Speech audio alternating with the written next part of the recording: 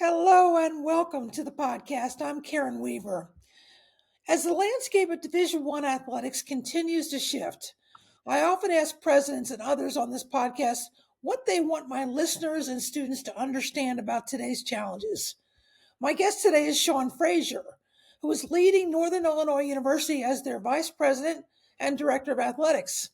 He has worked closely with his colleagues to create a new landscape for NIU, not unlike some of the landscapes he previously worked in. Sean, welcome to the podcast. I appreciate it. Thank you so much, Gary. You're the best, and love your show. Love your passion for higher ed and your professionalism. All great stuff. All great stuff. I appreciate you. I'm so glad to talk to you today. So let's sort of talk about the originations of the decision. First, explain to my audience what decision Northern Illinois made and what the roots of that were. Yeah, going through this process, and taking a look at the impacts. I always talk about these four critical areas that went into the decision making, and then afterwards, I'll send you what we put out. Perfect. I do a monthly kind of AD letter to Husky Nation, and in this particular, the last one I did was this breaking down of why. It's kind of like our story. We actually call it our story. And in it, we talk about the areas in the decision-making process that went into changing our athletic department model. And that's basically what we did. We're still a Division I FBS institution. We just have a different model and a different way about what's going to happen in the future to be able to deal with the four critical areas. And the first one is what we've been hearing about every day, every hour almost, which is the NCAA House settlement. Right. And the requirements around that. Judge Wilkins is going through her particular process, and again, NCAA with the claimants, the main claimants, which are the Power Four conferences. We are a part of that by virtue of being an FBS institution, right? We weren't formally named, but we are an FBS institution and share in the pieces around the $2.8 billion settlement. But so that's the big issue there. That requirement, and the requirement specifically in the House, the roster limits, restrictions, especially in football, basketball, and a number of other Olympic sports, and then the rev share, the revenue sharing model. So those are two major components of the House case settlement that go into effect as soon as you opt in as an institution. So that's a process that we looked at and said, oh, okay, we're going to be a part of that process. We're going to have to opt in. We're going to have to do different things. But those two things of roster limits as well as rev share are major components of decision making. The other one is the transfer portal. We're living with that right now as the portal is opened up for football, and we're seeing it. We're seeing so many thousands of student athletes for basketball, and that's a real thing. It's players playing at our place, next year's playing at someplace else.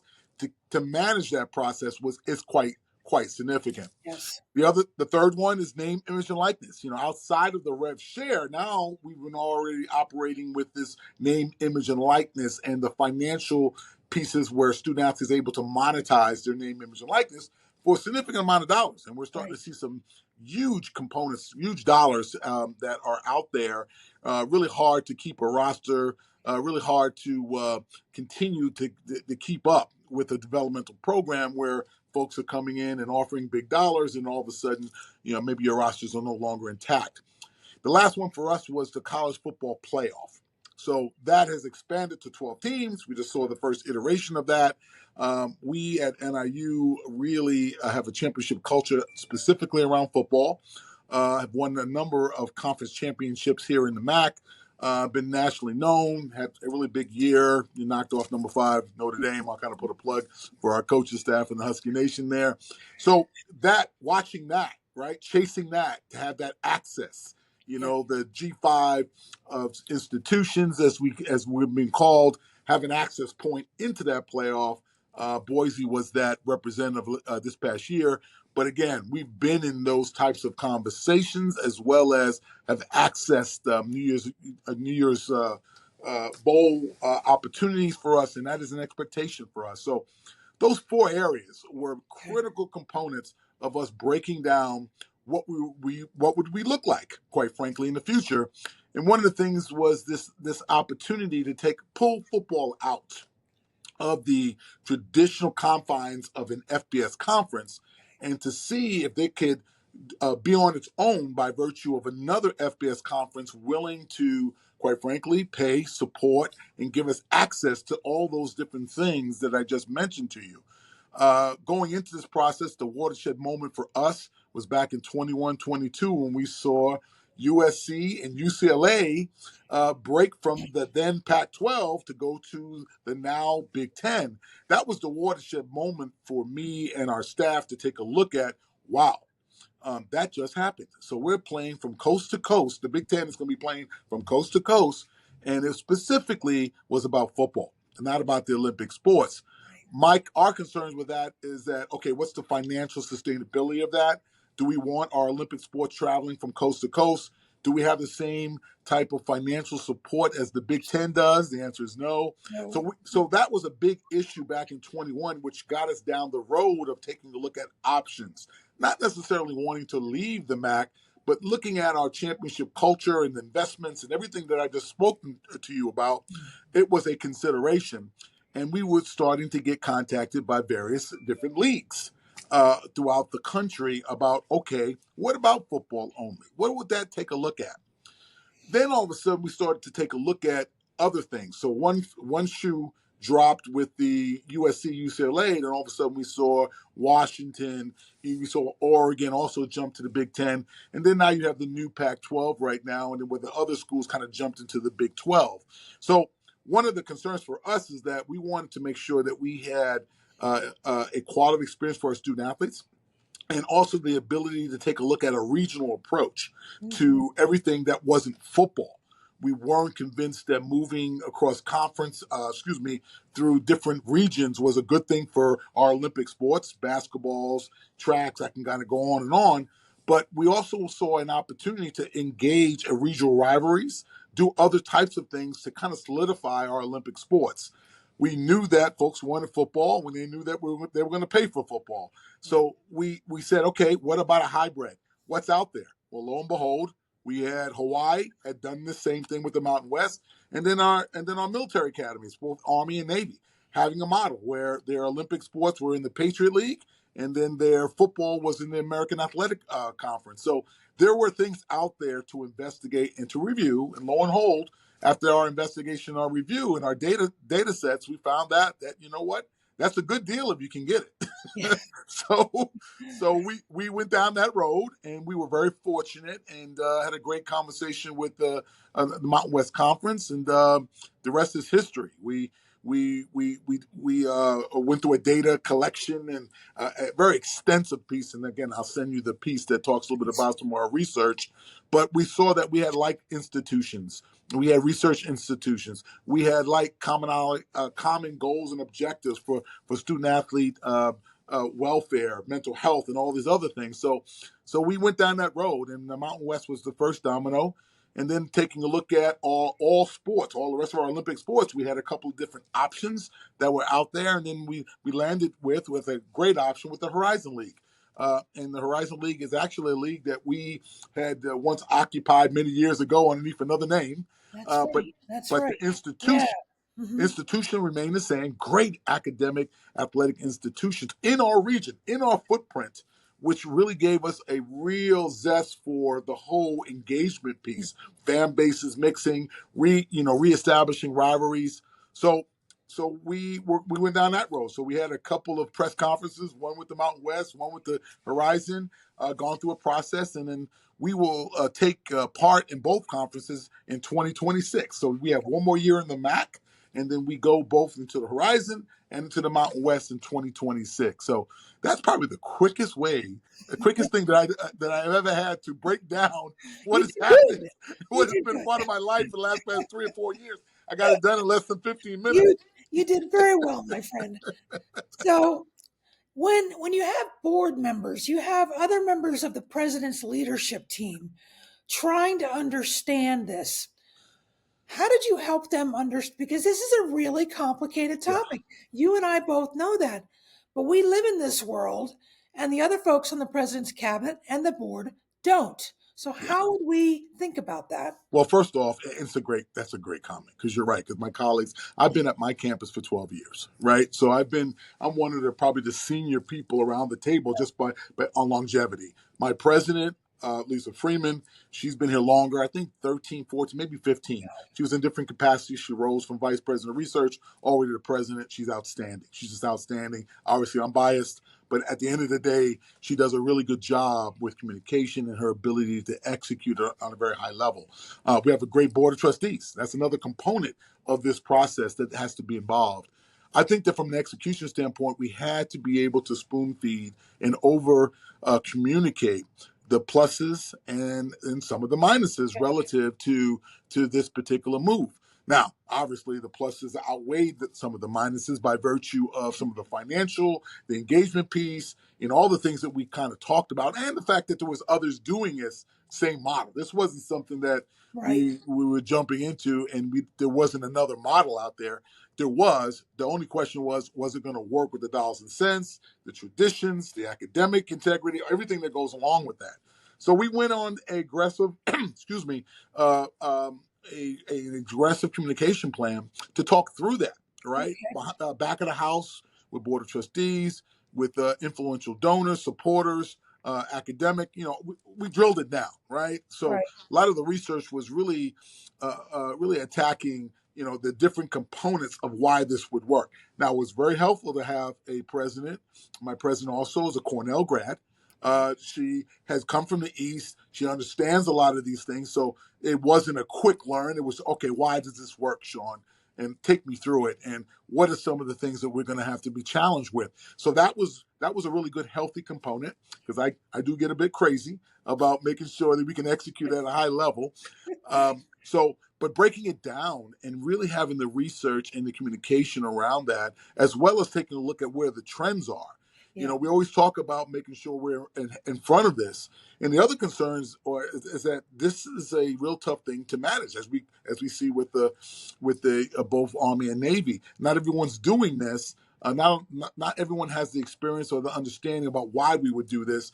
And obviously, those four major areas of the House case, the transfer portal, NIL, and then the college football playoff, none of that was in place back in the day, right? So at one point, we had an interesting spot here is that we actually have left the MAC in our history once before. And it was a huge mistake, okay, relative to having to come back. The reason why it's a mistake, we had to come back with hat in hand and ask for forgiveness and come back into the MAC. Well, we didn't have any of those four things I just mentioned. There was no House case. There was no transfer board. There was no NIL. There was no CFP. None of that. Each one of those could be cause to make a change. But all four of them happening, and then also the unknowns that we're dealing right now with student athletes kind of doing what they want to do to be able to make the experience good for them. So having that issue of having left and had to come back, having that issue of really not understanding how two different entities can coexist within an athletic model, we had to do some education, and that's why we were really offensive with a lot of the data sets and other types of things that are available now that one could pick up and say, okay, I see where they're going with this relative to say, just trust me. Because again, in our society, that doesn't kind of come out right. Yeah. So there was a lot of communication, Karen. Yeah. Is what I'm So saying. Yeah. I guess that's a really helpful explanation. I'm wondering if you talked about tailoring. Did you actually have to tailor it down to the one-on-one level, or could you do it more holistically with sections like boards or alumni or that type of thing? No, I think it's a great question, and it was both. So Okay. obviously, there's socialization with board of trustees. Obviously, on the presidential level, she's doing what she needs to do to talk to other presidents, talk to other board members, state legislators. This has gone deeper than just NIU, because again, we're a state institution. We're regionally respected. We do a great job in servicing the students and staff that we serve. And there's a lot of people asking, well, why would you do something like this? What's the benefits? Or we left once before. Are we going to have to come back afterwards? What's the financials? These are really good Good questions, but questions. Yeah. that need to be addressed in a very Yeah. detailed manner. That's why the extra mile, when you see this document, we source it pretty heavily. You would love this. This is just like giving you a dissertation, Yeah. times two, because it has to be sourced in a certain kind of way, where people need to be able to trust but verify. Yeah. And also to say, okay, the landscape, the rapidly changing landscape of college athletics necessitate, right? There's no substitute for daily preparation. And I think the idea here was that we do know that we're going to have this settlement, this $2.8 billion settlement over the next decade, okay? Yeah. We need to make sure that we're putting ourselves in a position where we can benefit from all the great things that we're currently doing during that time period. And we also know that we're entering in higher ed an enrollment cliff. We're going to talk about other types of things. So as we kind of transition into this new athletic model, we're going to be now in the Mountain West in football and opening up emerging markets that we just quite frankly we do not have now. So Right. taking a look at that outside of athletics, like for recruitment, our alumni base. So in this document, we talk about our alumni base being centrally focused, obviously in Chicagoland, but also in the Phoenix area, the Southern California area. So we're starting to be able to do overlap and time shots about the fact that why this is important, because we actually have our alumni base spread in these areas that are Yeah. also part of the Mountain West. People did not know that. People did not have a context of understanding about that. Right. The same thing with the Horizon League. Our concentration here, our over 200,000 living alums in Chicagoland, are spread through these particular states of Wisconsin and Illinois, Indiana, Michigan.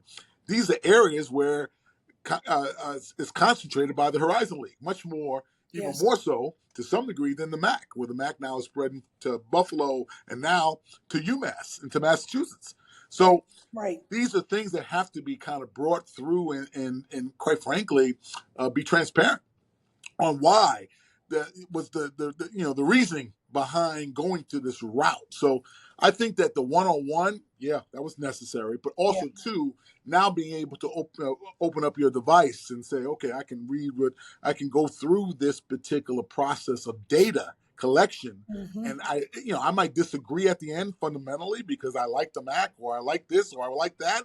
But at the end of the day, you're looking at the overall data sets and you're saying, okay, I understand how they got there versus having an opinion about if we should have done that or not. Gotcha. Okay, so you mentioned one thing I wanted to ask you about because Northern Illinois, located in the upper Midwest, fair to say, Yes? an area that has been constantly identified as being one of the parts of the country that's going to be impacted by the impending enrollment cliff. Yep.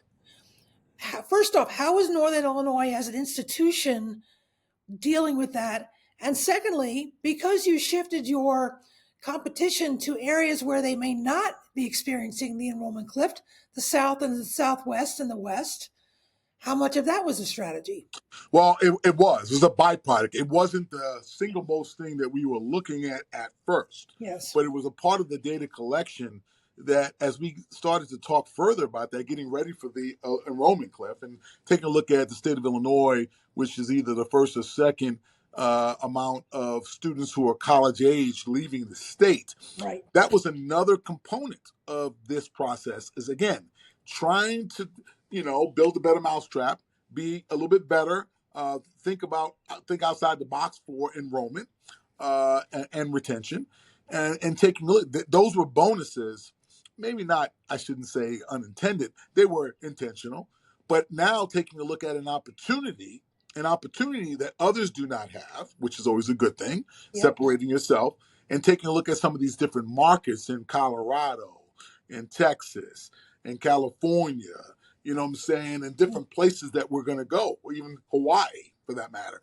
So now what we're doing is that we're getting the brand of NIU, the brand of both athletics and academics across in different areas that traditionally might not have come about, right? Right. And then we're fortifying. We're not losing the grassroots approach of our Midwest roots, because we're in the Horizon League, and we're going to be now in a situation where our other brother and sister institutions can drive to our place and compete. And it's not kind of, going from here to Massachusetts or here to New York State. So we saw the best of both worlds, and now we're having the opportunity to bring them together to try to maximize that exposure. So that was very intentional. That was an intentional way, on top of looking at the opportunities for growth in TV viewership, monetizing our brand on the football side, and also to continuing our excellence academic and athletically within the Horizon.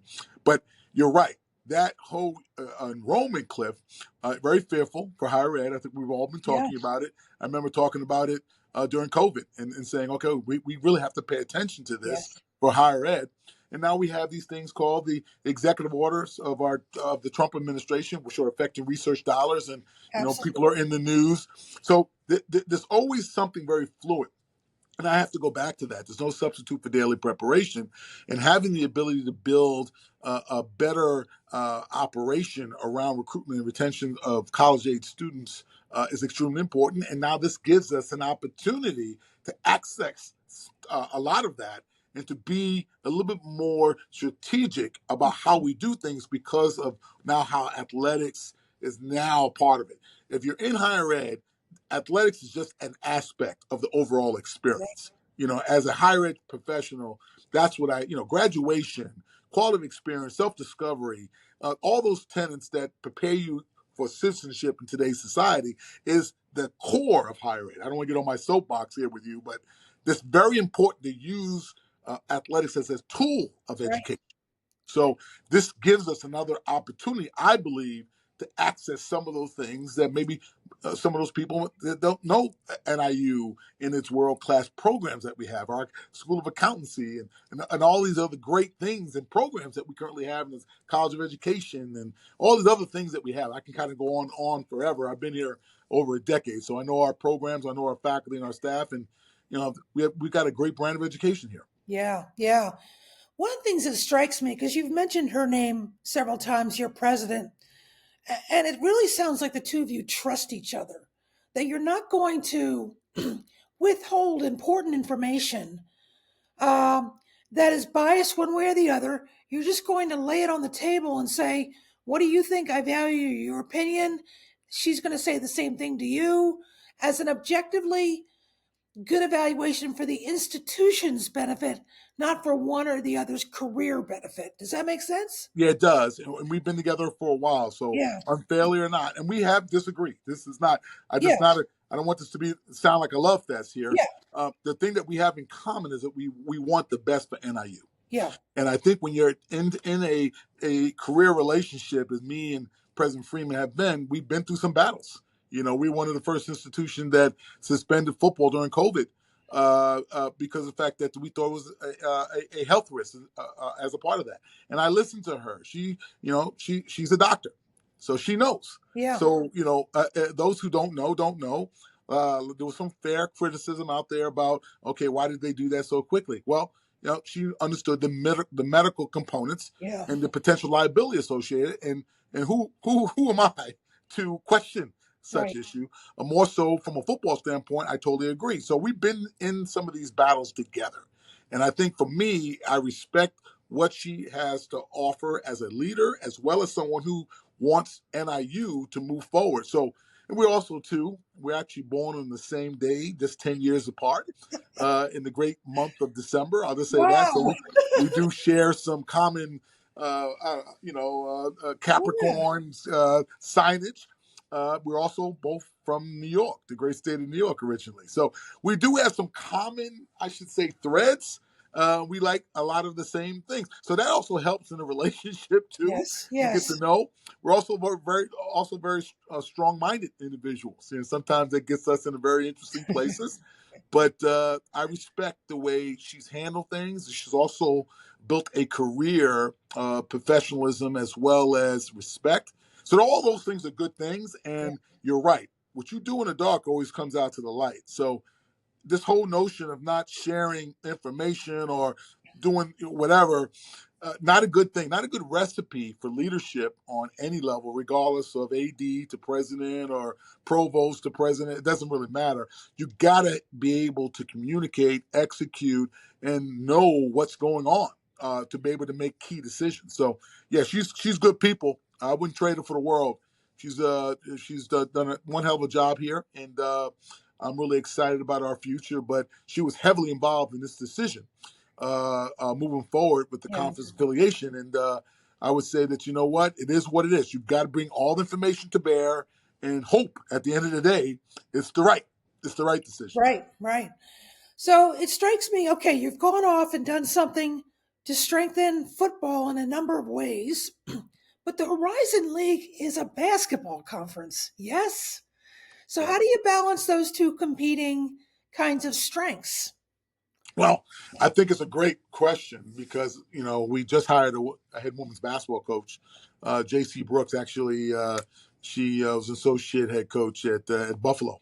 Okay. She did a great job, and Buffalo just won the WNIT, and I was able to watch that and watch it. We actually offered her the job before they won the championship, so we actually were rooting on. If I should say this, we were actually rooting for Buffalo during the process. So that's probably the first there, but yeah, the Horizon League, and I would tell you, in so many different levels, just an unbelievable league support. Julie, our commissioner, she's fantastic.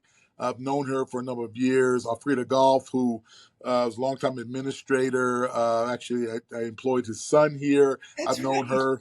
I've known her for a number of years, so there's a connection there. She's a longtime administrator within the Horizon League. So this is a league that I've known just because of colleagues over the years. But you know what? Having a basketball-centric league with a great Olympic sport foundation was a key component that was missing. I think when you get into FBS leagues, they're so focused on football, right? And I've been in football as long as I can remember. I'm a Yeah, University of Alabama grad. I've coached it. I've played it. I've been involved with it. I enjoy the game, but it's changed. And when you're in the FBS league, you are focusing on football. yeah, I would say the majority of the time. I'm not saying that all leagues, FBS leagues, do that, but it kind of dry. It's the beast. It's the dragon in the room.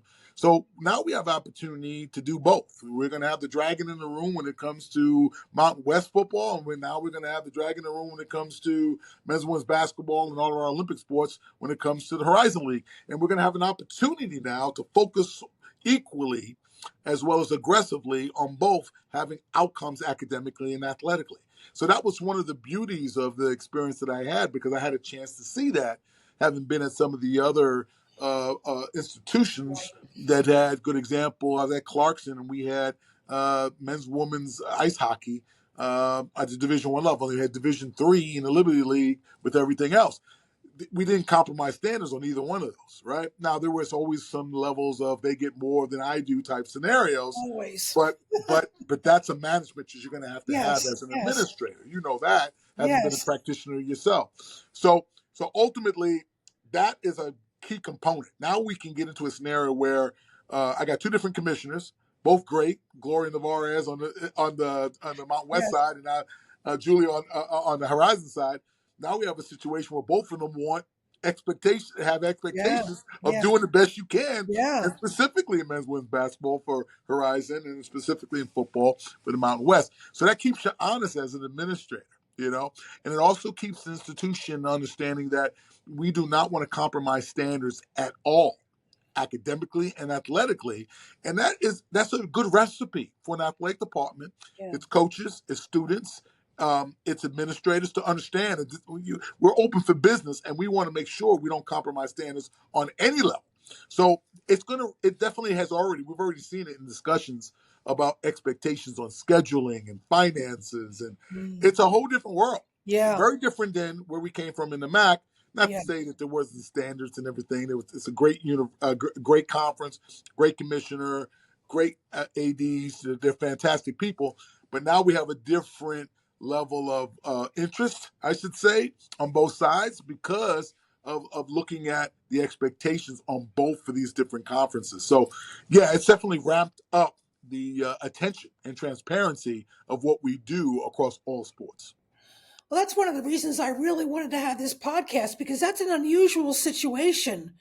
Yes, you could say the Patriot League for Army and Navy has standards, but the Horizon has just, over the decades, elevated itself as a higher level basketball conference.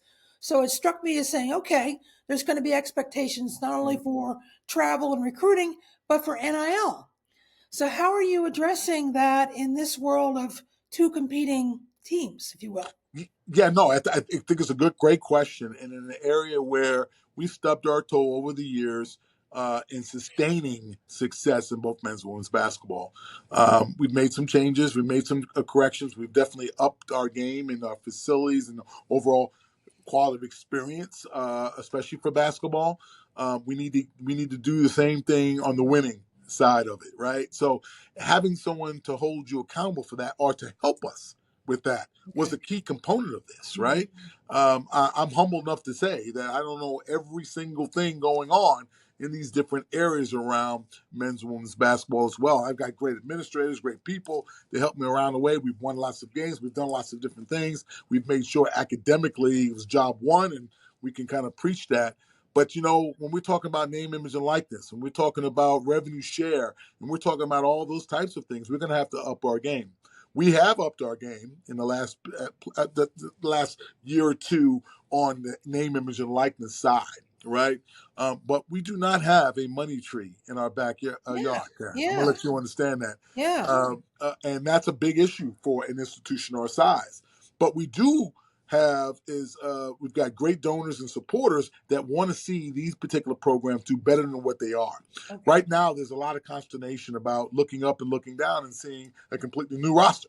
Well, that's the part that I have to educate more our fan base. We do have fan base that really feel that there's something going wrong once they look up and look down and saying that you have a completely different roster from last year, from the year left. Well, no, that is the current state of college athletics, and specifically men's and women's basketball. No question. And I would even say football. Just football has a larger roster. You don't Yeah. see it so quickly. But in basketball, you look up, look down, and you have your completely roster is depleted because folks are chasing the bag, or excuse me, the money. And either they want to kind of re-up and renegotiate, and the best way they can do that is jump in the portal, or some coaches say as soon as you jump in the portal, you're gone. There's no negotiation, and they move on from you. Yeah. So I think the education of our fan base and folks that are still thinking that this is a loyalty zone where it's not. And we have to be able to communicate to understand that we are a developmental program. And when I say developmental program, it is that we're going to have one or two. If we're lucky, we'll get 2 years, and they're going to be. If they're really good, they're going to be snatched up, and they're going to go someplace else. And you've got to be good with that. Some people are not ever going to be good with that. They want the loyalty. They want you to stay there for the 3 to 4 or 5 years, and those days are gone. And I think that that's a hard thing for Yeah. real loyalists of college athletics to really absorb. Well, let me help you on this podcast. Those days are over. They are over. And we have to embrace the new era, or we need to get out of the business. And I think that's kind of a real tough, in your face statement. But that's what's happening because I constantly get from some of I would say some of our seasoned, not older, some of our season ticket members that are really upset that we can't hold on to a roster. Last year on the men's side, it was a completely new roster, but most of that roster was playing either in the NCAA tournament or is now going pro. And a Mhm. lot of it is the fact that from a financial standpoint, regardless of what we can do financially, there's always wanting somebody's wanting more. We had a number of folks that played in the tournament at other places, or they got paid and now they're going pro. And that's just what it's going to be. And it's really tough for folks to really feel that that's college athletics anymore, but that's the truth. It So we is. can't have an ego to believe that we're not a developmental program at our G5 level. Okay, we're going to be able to retain some just because of the fact they like the overall environment and they feel that they can get themselves ready. But I'm one of those people that, okay, come here. If you can give me 2 years, that's good. You come in for 2 years, we'll win a championship, and then we'll help you go someplace else. That is the new brand of college athletics. And I think folks will get bogged down thinking that yesteryear is the way it should be, or maybe it's going to come back in the future. I think until we get to a point of putting guardrails up, collective bargaining, and other types of things, which are pretty much taboo for the what I would call college athletics scene right now, we're going to be in this whole mode of replacing talent and developing different things. That's why I came up with a number of different strategies of even coming up with some type of a talent acquisition fee for institutions so they can continue to rejuvenate the resources and continue to develop young people to come to college. I get really worried that this whole transfer portal is going to produce a situation where our young people never get their degrees. And I'm really, really concerned about that more so than worrying about people leaving the rosters every year. What about graduation? I'm a higher education professional. I would not be on this call talking to you in my capacity without the athletic scholarship. And I think that gets lost in this whole scenario of development and the values around college athletics, Yeah. as well as graduation rates and things of that nature. So I think that's the biggest issue. And I don't know if I answered your question, but You that's did. really that's really a tough thing with the NIL. NIL stuff is going. People are now uptaking. They're really excited about all the changes. It's never going to be a money tree in the backyard, but we're receiving big time commitments and facilities and finances and scholarships and NIL and all that stuff. But the reality is we're only going to be at a certain level. We're going to be able to be very good punching outside of our weight class, and we're going to do it consistently on a regular basis, but it's only going to be within ebbs and flows based on the personnel that we're able to keep within our organization. Sean, that's an amazing summary of a very complex topic. And no, I really appreciate it. And I so appreciate your emphasis on the educational. I share that emphasis. It's how I got into this whole business. My last question for you is this. So much of what we're what's being allowed for our athletes to do with coming in and out of our academic programs relies on the work and the follow through of academic counselors, athletic trainers, Mm-hmm. other people who support the athletes who now have twice the work because of all the churning that's going on. What advice do you have for people who have those kinds of folks talking to them about this new world, or maybe they're saying, I'm getting burned out? Yeah, no, that's a great question. That's often missed in Yeah. all this conversation. I'm so glad, Karen. It would take a practitioner to ask those questions. So God bless you on your ability to see through that. Yeah, that's tough. I've got a staff, a great staff, but they're getting burned out. There's no question about it. But this has always been a 7-day-a-week operation. But now you got this whole scenario where you're resetting, you're dealing with new people a lot now, new personalities, new objectives. We're not getting a scenario where someone's going to be in here for more than 2 or 3 years. We're getting somebody like a few months, and then they're gone. And then you've got the high burnout rate of athletic trainers, dealing with sports performance personnel, academic support people, mental health specialists. We have a whole mental health unit here now. So yeah, that gets overlooked. I think that people are now, shifting in different gears now, taking a look at a profession in the athletic administration. Let's Yeah. just call it what it is. Our compliance professionals they're getting burned down because the book keeps on changing at a rapid pace, and yeah, you got to keep it fresh. I think that the thing that I bring to the table with our people is that, I'm a really a big one on the mental health side. It's kind of likened to the whole thing when you get on a plane, right? When the flight attendant says, "Okay, put the oxygen mask on yourself before you help anybody else." Well, that's the same thing here. It's Yeah. really important to have leadership in a way where we're taking care of our people and we're having timeouts and we're having mental health breaks and we're having other types of things to really encourage that you stay in the business, because we are losing some of our brighter individuals that are saying, I didn't sign up for this. We started off with this conversation saying this wasn't, why I'm in college is because I didn't want to go to pro. And now we're Exactly. starting to see that start to firm up further, getting closer to the pro side. And a lot of folks are saying, yeah, I don't know if this is going to work for me anymore. And we're starting to see people bail Yeah. on the profession. I'm at a point where, yeah, I still got some time yet. I've got a 16-year-old. I'm very much, this keeps me young, as you could tell, based on everything going on. But I'm also one of those folks where I always question the decisions and constantly question, trust but verify some of the things that we're doing as far as decision making is concerned. I enjoy the fundraising side. I enjoy quite frankly, the staff side of it, the developmental of young people in the profession. So that's what keeps me in it. That's what keeps me, really focused.